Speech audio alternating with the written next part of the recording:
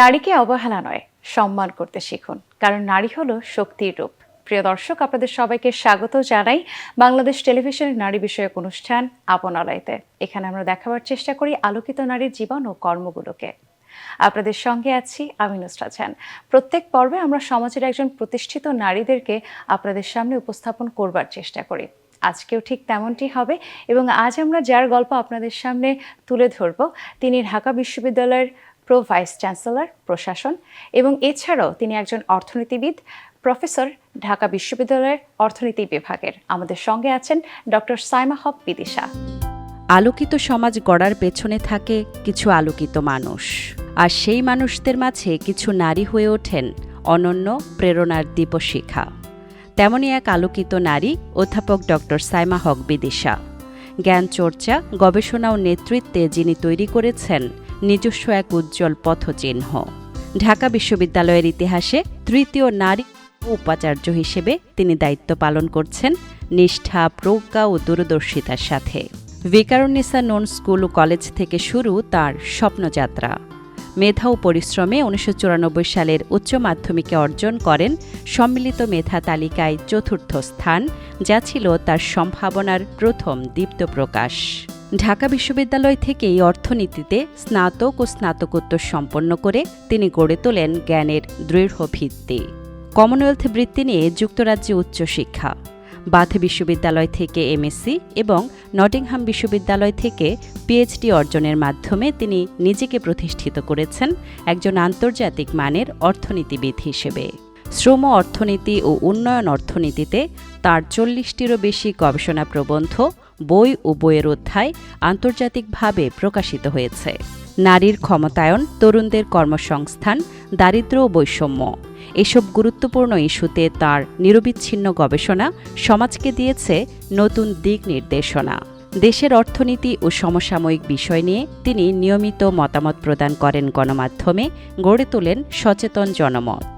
বিশ্বের বিভিন্ন দেশে কনফারেন্স ও সেমিনারে অংশগ্রহণ করে তিনি তুলে ধরেছেন বাংলাদেশের অর্থনীতির চিত্র। 2015 সালে কানাডার কনকর্ডিয়া বিশ্ববিদ্যালয়ে ভিজিটিং ফ্যাকাল্টি হিসেবেও দায়িত্ব পালন করেন। বর্তমানে ঢাকা বিশ্ববিদ্যালয়ের উপাচার্য হিসেবে তিনি প্রশাসনের গুরুত্বপূর্ণ সিদ্ধান্ত গ্রহণে নেতৃত্ব দিচ্ছেন একজন দক্ষ সংগঠক ও দূরদর্শী নেতা হিসেবে। একজন শিক্ষক হিসেবে 23 বছরেরও বেশি সময় ধরে তিনি গড়ে তুলেছেন নতুন প্রজন্ম, যারা এগিয়ে নিয়ে যাবে দেশের ভবিষ্যৎ। তিনি শুধু একজন শিক্ষক নন, শুধু একজন গবেষক নন, তিনি এক আলোকিত পথ প্রদর্শক, একজন আলোকিত নারী। আসসালামু আলাইকুম, স্বাগত ম্যাম। কেমন আছেন? আছি ভালো, ধন্যবাদ। ছোটবেলাটা কিভাবে কেটেছে, কেমন কেটেছে? ছোটবেলা আমি আসলে খুব বই পড়তে পছন্দ করতাম, বিভিন্ন গল্পের বই পড়তে পছন্দ করতাম। তো আমার জগৎটা আসলে খুব বই কেন্দ্রিক ছিল। আমি ঢাকাতেই বড় হয়েছি, ঢাকাতেই আমার জন্ম, টিএনটি কলোনি, সেখানে থাকতাম এবং সেখানে আমরা যেটা মনে আছে সেটা হচ্ছে যে সবসময় বই কিনতে নিউ মার্কেটে চলে যেতাম এবং বইকে ঘিরে একটা জীবন ছিল। আর এর পাশাপাশি আমি আমার বাবা মার একমাত্র সন্তান, বন্ধু বান্ধব ছিল, আত্মীয় স্বজন ছিল, তবে বইকে কেন্দ্র করে, বইকে ঘিরেই একটা জীবন ছিল বা ছোটবেলা ছিল। আর বাবা মায়ের একমাত্র সন্তান মানে তো খুব আদরে ছিলেন পরিবারের সকলের। অবশ্যই বাবা মা এবং আত্মীয় স্বজন সবার স্নেহ এবং আদর ছিল আমাকে ঘিরে, এটার জন্য আমি আদরে মেয়েরা তো একটু বেশি দুরন্তপনা স্বভাবের থাকে, আপনি কি তেমনটি ছিলেন ছোটবেলায়? মনে হয় না। তার কারণ হচ্ছে আমি অনেক কথা বলতে পছন্দ করতাম, তবে আমি যেহেতু আমার আগ্রহের জায়গাটা খুব ছিল, খেলাধুলা, গান বাজনা এগুলোর সাথেও আমার সংযুক্তি ছিল। গান এবং বিভিন্ন সাংস্কৃতিক বিভিন্ন জায়গায় আমি কবিতা আবৃত্তি সেগুলোতে আমি অংশগ্রহণ করেছি, বিভিন্ন পুরস্কারও পেয়েছি। এর পাশাপাশি বিতর্ক এবং বিভিন্ন ধরনের খেলাধুলার ব্যাপারে, আমি খেলাধুলা খুব একটা করিনি অ্যাক্টিভলি, কিন্তু খেলাধুলার ব্যাপারে বেশ আগ্রহ ছিল। তবে বই এবং পড়াশোনার ব্যাপারে আমার আগ্রহটা বেশি ছিল। খুব দুরন্ত ছিলাম এটা কেউ বলেনি আমাকে কখনো। আচ্ছা, স্কুল জীবনটা কেমন ছিল? একদম শুরু থেকেই কি খুব ভালো ছাত্রী ছিলেন বা পড়াশোনায় মনোযোগী ছিলেন? মোটামুটি ভাবে সবসময় ভালো ছাত্রী ছিলাম, তবে আমার মনে হয় এটা বলা ভালো যে আমি আসলে আমার মাধ্যমিক এবং উচ্চ মাধ্যমিক পর্যায়ে, তখন মাধ্যমিক পর্যায়ের আগে আমরা জানি যে আমাদের একটা টেস্ট পরীক্ষা হয়, তো সেই পরীক্ষাটা আমি বিকারুন্নেসা স্কুল এবং কলেজে পড়াশোনা করেছি, এবং সেই পরীক্ষাকে কেন্দ্র করে আমি আসলে অতিরিক্ত শ্রম দিয়েছি, এবং আমি বলবো যে আসলে ক্লাস 7-8 থেকে শুরু করে আমি আসলে পড়াশোনার ব্যাপারে এবং ভালো রেজাল্ট করার ব্যাপারে আমার একটা আগ্রহ তৈরি হয়। আমি একটা দিক থেকে আমি বলবো যে আমি ফরচুনেট যে আমার পরিবার থেকে যে খুব চাপ বা পড়াশোনার ব্যাপারে সেই বিষয়টা কিন্তু খুব বেশি ছিল না। আমি সবকিছুর সাথে আমি নিজের আগ্রহেই আমি পড়াশোনা করেছি এবং পড়াশোনা করতে ভালোবাসতাম। গল্পের বই বা অন্যান্য বই যেমন পছন্দ করি, অন্যান্য পড়ার বইও আমি পছন্দ করতাম। তো সে কারণে আমি মাধ্যমিক এবং উচ্চ মাধ্যমিক পর্যায়ের সময় যেটা, সেই সময়টাতে আমি চেষ্টা করেছি যে বেশ একটা বড় দিনের সময়, রাতের সময় আমি পড়াশোনায় আমি ডিভোট করতাম, এবং আবার মাধ্যমিক এবং উচ্চ মাধ্যমিককে আমি বিজ্ঞান বিভাগ থেকে ঢাকা বোর্ড থেকে সম্মিলিত মেধা তালিকায় 4র্থ স্থান অধিকার করি। তো এটা আসলে পড়াশোনার আগ্রহের জায়গাটা থেকেই আমার আসলে তৈরি। এটা বাবা মার স্বপ্ন থাকে যে আমার মেয়ে ডাক্তার হবে বা ইঞ্জিনিয়ার হবে, আপনার ব্যাপারটা আসলে কি ছিল? এদিক থেকে আমি বলবো যে আমি ভাগ্যবান যে আমার পরিবার থেকে সে ধরনের কোনো চাপ ছিল না। অর্থাৎ আমার পড়াশোনার ব্যাপারে, আমি যেহেতু ছোটবেলার থেকে পড়াশোনার ব্যাপারে একটা আগ্রহ ছিল, সে কারণে আমি আমার আগ্রহ নিয়ে যে কাজটাই করতে চেয়েছি, মানে পড়াশোনার ব্যাপারে, সেই ব্যাপারে কোনো আমি সেই আগ্রহটাকেই আমি ফলো করার চেষ্টা করেছি। তো বিভিন্ন বিষয়ে আসলে দেখা যায় যে ছোটবেলা থেকেই যে অর্থনীতি পড়বো সে ধরনের বিষয়টা ছিল না। একটা পর্যায়ে দেখা গেল আমার একটা আগ্রহের জায়গা ছিল যে আমি খুব বেসিক কিছু সাবজেক্ট, ফিজিক্স, ইকোনমিক্স, এই ধরনের বেসিক সাবজেক্টের ব্যাপারে আমার একটা আগ্রহ ছিল। তো সেই জায়গা থেকে আমি ঢাকা বিশ্ববিদ্যালয়ে আমার অর্থনীতির, এবং আমি যে সময়টার কথা বলছি 90 দশকের ওই সময়টায় অর্থনীতি নিয়ে অনেক লেখালেখি বা বিভিন্ন জায়গায় আলাপ আলোচনা হতো, তো সেটা আমাকে অর্থনীতির ব্যাপারে একটু আগ্রহী করে তুলেছে। এবং আমার আসলে একটা আগ্রহের জায়গা ছিল, আমি আসলে সবসময় শিক্ষক হতে চাইতাম। তো শিক্ষক, হ্যাঁ, এটা আমার একটা স্বপ্ন ছিল, এবং শিক্ষক হওয়ার যে আকাঙ্ক্ষাটা, এই আকাঙ্ক্ষাটা আমি বলবো যে আরো গভীর হয় আমি যখন বিশ্ববিদ্যালয়ে পড়াশোনা শুরু করি, এবং তখন থেকে আমার মোটামুটি ভাবে আমার একটা প্ল্যান থাকে, টার্গেট থাকে যে আমি ঢাকা বিশ্ববিদ্যালয়ে শিক্ষক হতে চাই। আচ্ছা, তো আগ্রহের জায়গা থেকে অর্থনীতি সাবজেক্টটা চুজ করা, এর পরবর্তী সময়ে আপনি যখন পড়াশোনা করলেন, তো ছাত্র জীবনে কোনো মজার ঘটনা আছে বিশ্ববিদ্যালয়ে থাকাকালীন সময়? বিশ্ববিদ্যালয়ে থাকাকালীন সময় আসলে অনেক আগের কথা, তো মজার ঘটনা অনেক কি আছে, কারণ বিশ্ববিদ্যালয়ে, আমাদের ঢাকা বিশ্ববিদ্যালয়ে আমাদের ক্লাস তখন হতো কলা অনুষদে আমরা অনেক সময় দেখা যেত যে আমাদের বিভিন্ন প্রোগ্রাম আমরা করতাম, এবং এই প্রোগ্রামগুলোতে দেখা যেত অনেক সময় আমরা সবাই তখনকার দিনে 90 দশকে আমরা একসাথে অনেক মজার অনেক প্রোগ্রাম, অনেক একসাথে সবাই শাড়ি পরে বিভিন্ন অনুষ্ঠান করা, মজা করা, এই ধরনের বিভিন্ন ছোটখাটো অনেক কিছুই আছে। এটা হয়তো একটু চিন্তা করে বলতে হবে, তবে বিশ্ববিদ্যালয়ে যে সময়টা, সেই সময়টা আমি বলবো যে সুন্দর কেটেছে, এবং বন্ধু বান্ধব এবং শিক্ষক শিক্ষার্থী সবাই মিলে আমি বলবো যে বিশ্ববিদ্যালয় একটা খুব স্বর্ণযুগের মতো ছিল আমার জন্য। আপনি যেই প্রতিষ্ঠানে পড়াশোনা করেছেন সেই প্রতিষ্ঠানে এখন শিক্ষকতা করছেন, এই অনুভূতিটা কেমন? এটা একটা অসাধারণ অনুভূতি। আমি যেটা বললাম সেটা হচ্ছে যে আমি ঢাকা বিশ্ববিদ্যালয়ে অর্থনীতি বিভাগে যখন আমি পড়াশোনা শুরু করি, আমার একটু চিন্তা ছিল, যেহেতু আমি বিজ্ঞান বিভাগ থেকে এসেছি, অন্য সাবজেক্টগুলোর ব্যাপারেও একটু চিন্তা ভাবনা ছিল, কিন্তু পরবর্তীতে আমি ডিসিশনটা নিয়েছিলাম যে আমি অর্থনীতিতে পড়বো।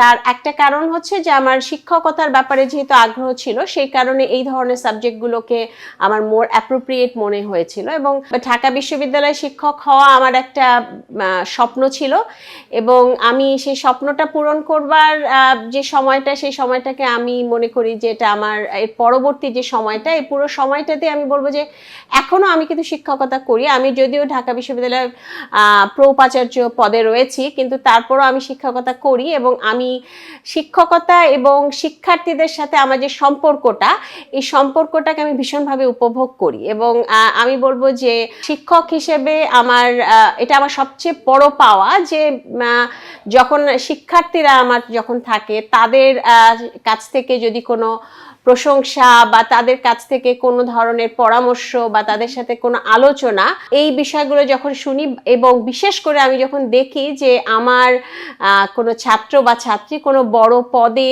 বা কোনো বড় গবেষণায় বা বড় শিক্ষকতায় অধিষ্ঠিত হয়েছে, সেটার চেয়ে আনন্দদায়ক অনুভূতি আর নেই। ম্যাম, আপনি হায়ার স্টাডিজের জন্য দেশের বাইরে গিয়েছিলেন কমনওয়েলথ স্কলারশিপে।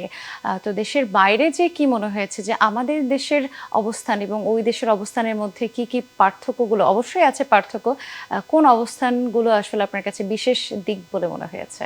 পুরো বিষয়গুলো অনেক লম্বা গল্প।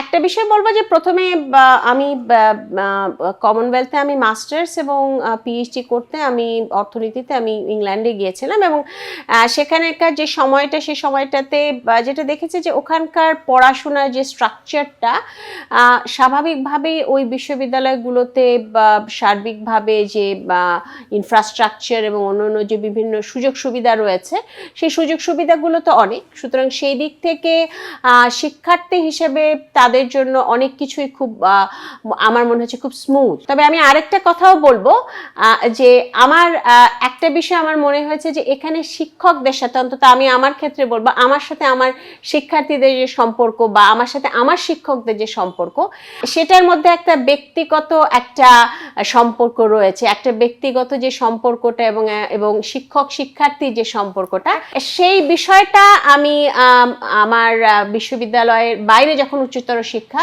সেই জায়গাটায় দেখিনি।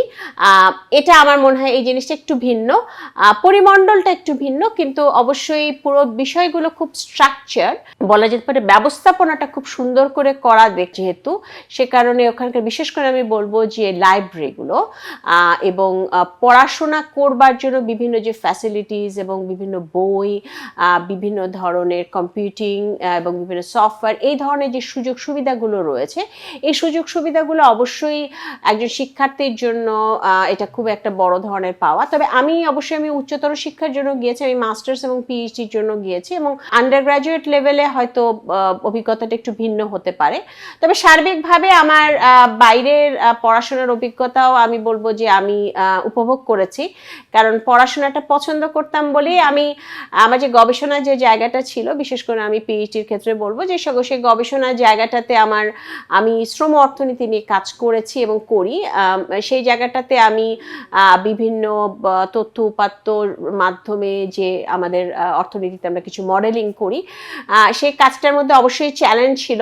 আমরা পিএইচডি যে সময়টা, উচ্চশিক্ষার যে সময়টা, সেই জায়গাটাতে অনেক সময় হতাশা কাজ করে, অনেক সময় বিরক্তি কাজ করে, কারণ অনেক সময় দেখা যায় যে ঠিক মতো নিজের মনোমতো অনেক সময় হচ্ছে না। কিন্তু তারপর এটা বিশাল একটা চ্যালেঞ্জের ব্যাপার এবং এই চ্যালেঞ্জটাকে সুন্দরভাবে শেষ করতে পারা, এটার মধ্যে একটা যে আনন্দটা আছে এবং যে স্যাটিসফ্যাকশনটা, আত্মতৃপ্তিটা আছে, সেটা একটা বিশাল ব্যাপার। ম্যাম, আপনার গবেষণার যে বিষয়গুলো ছিল বা যে সার্টেন এরিয়াগুলোতে আপনি গবেষণার কাজটি করেছেন, সেখান থেকে পাওয়া জ্ঞানগুলো কি আমাদের দেশের যে স্ট্রাকচার, আমাদের দেশের অর্থনৈতিক স্ট্রাকচারটা অবশ্যই ওই দেশগুলো থেকে আলাদা, সেখানে কতটুকু অ্যাপ্লাই করার সুযোগ রয়েছে?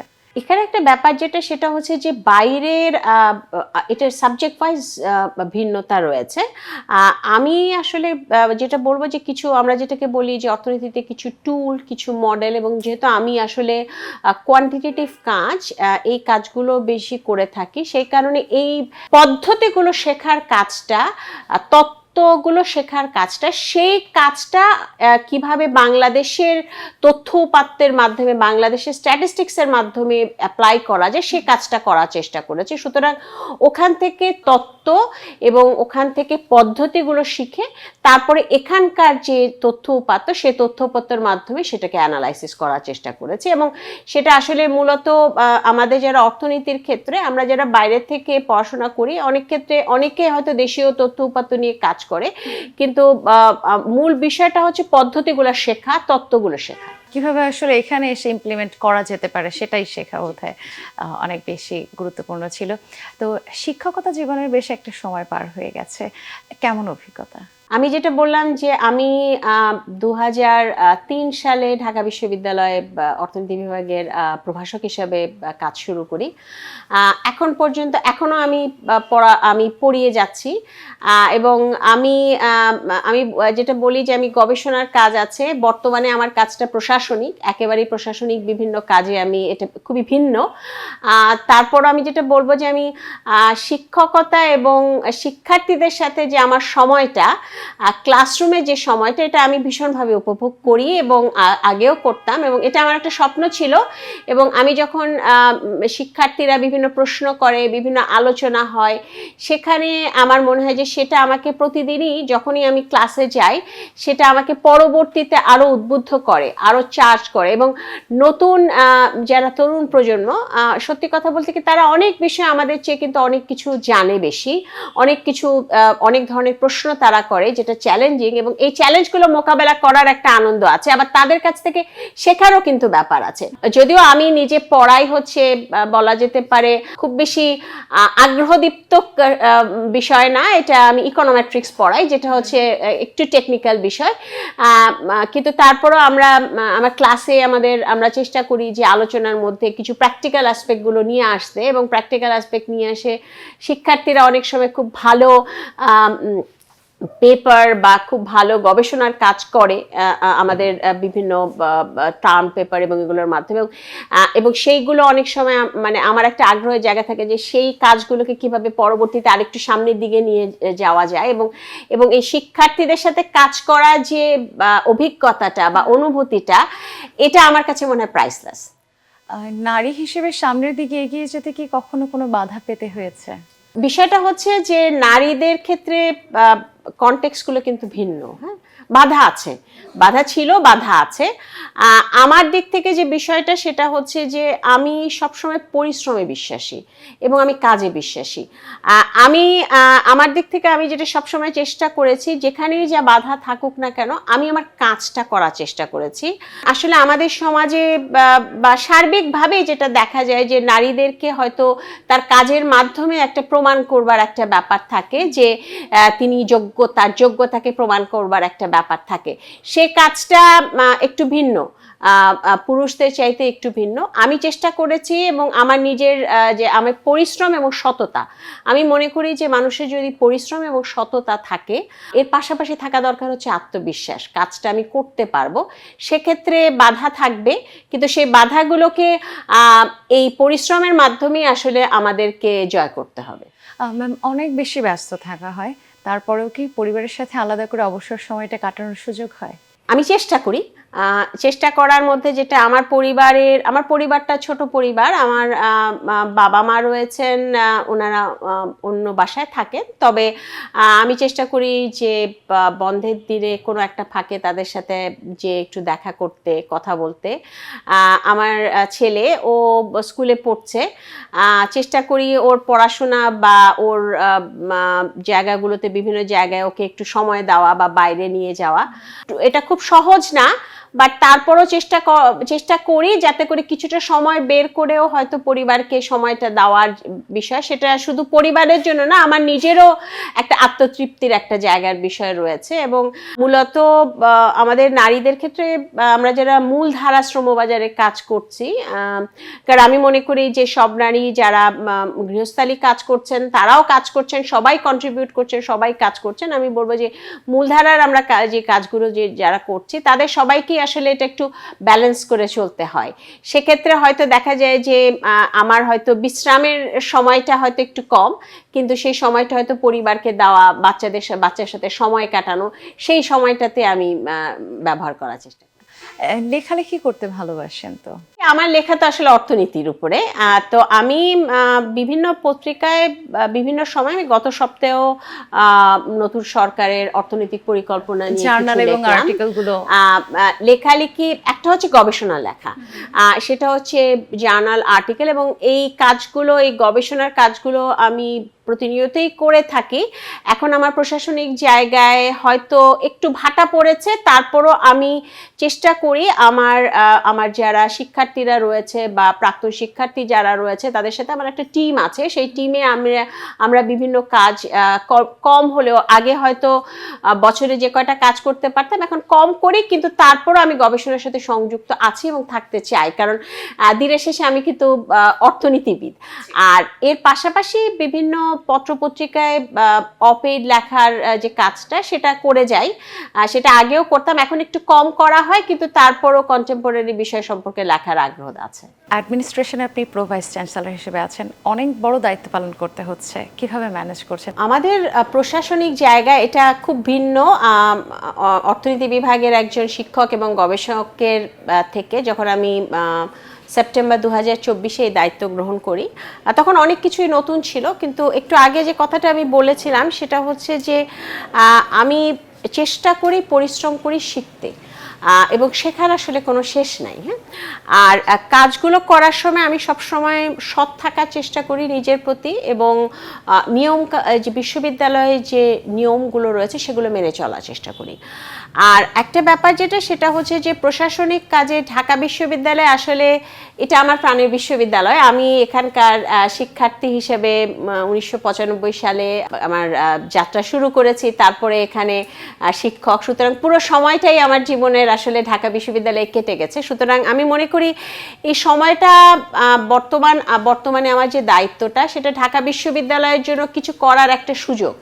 এই সুযোগটা আমি ব্যবহার করতে চাই। আমি চেষ্টা করেছি এবং চেষ্টা করছি বিভিন্নভাবে, খুব বড় কিছু না হলে ছোট ছোট কিছু পরিবর্তন, যেমন কিছু সার্টিফিকেট কোর্স শিক্ষার্থীদের জন্য, নিয়োগের ক্ষেত্রে কিছু পরিবর্তন, কিছু পরিমার্জনা, বিভিন্ন ট্রেনিং, বিভিন্ন ধরনের উপায়ে ঢাকা বিশ্ববিদ্যালয়ের প্রশাসনিক কাজে গতি আনা, এবং বিশেষ করে আমি বলবো যে আমাদের যে শিক্ষার্থীরা রয়েছেন সেই শিক্ষার্থীদের জন্য কিছু করার বিষয়টা, অর্থাৎ শিক্ষার্থীদের জন্য তাদের যে বিভিন্ন চাহিদাগুলো রয়েছে সেই চাহিদাগুলোতে কিভাবে আসলে মিট আপ করা যায়, সেই জায়গাগুলোতে বেশ কিছু কাজ রয়েছে, অনেক আসলে করার রয়েছে। চেষ্টা করছি ছোট ছোট কাজের মাধ্যমে শিক্ষার্থীদের এবং শিক্ষকদের ক্ষেত্রে জীবন মানে কিছু পরিবর্তন আনা, এবং আমার যে প্রিয় বিশ্ববিদ্যালয় সেই বিশ্ববিদ্যালয়ের জন্য কিছু করতে পারা।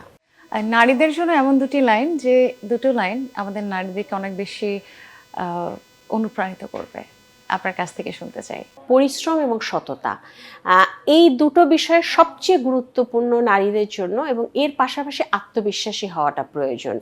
এবং সবসময় মনে রাখতে হবে যে আত্মবিশ্বাস নিয়ে চলতে হবে, এবং একজন মানুষ এবং একজন নারী বিশেষ করে সে যদি সৎ হয় তার কাজে কর্মে, এবং সে সততার সাথে যদি কাজ করে এবং সে যদি পরিশ্রমী হয়, তাহলে তার আত্মবিশ্বাসকে নিয়ে সে কিন্তু সবকিছুই করা তার পক্ষে সম্ভব। ম্যাম, অনেক ধন্যবাদ আপনাকে বাংলাদেশ টেলিভিশনকে সময় দেওয়ার জন্য। ভালো থাকবেন। আসসালামু আলাইকুম। আপনাকেও ধন্যবাদ। প্রিয় দর্শক, আত্মবিশ্বাস হচ্ছে নারীর একরকম সম্পদ। আত্মবিশ্বাসী নারী জীবনের কোনো ক্ষেত্রেই বাধাপ্রাপ্ত হয় না, বা যদিও বা সে বাধাপ্রাপ্ত হয় সেখান থেকে কি করে পরিত্রাণ পেতে হবে সেই রাস্তাটিও তিনি নিজেই খুঁজে নিতে পারেন। সকলে ভালো থাকুন, নিজেকে ভালোবাসুন। আজকের মতো বিদায় নিচ্ছি বাংলাদেশ টেলিভিশনের নারী বিষয়ক অনুষ্ঠান আপনারাই থেকে। আল্লাহ হাফেজ।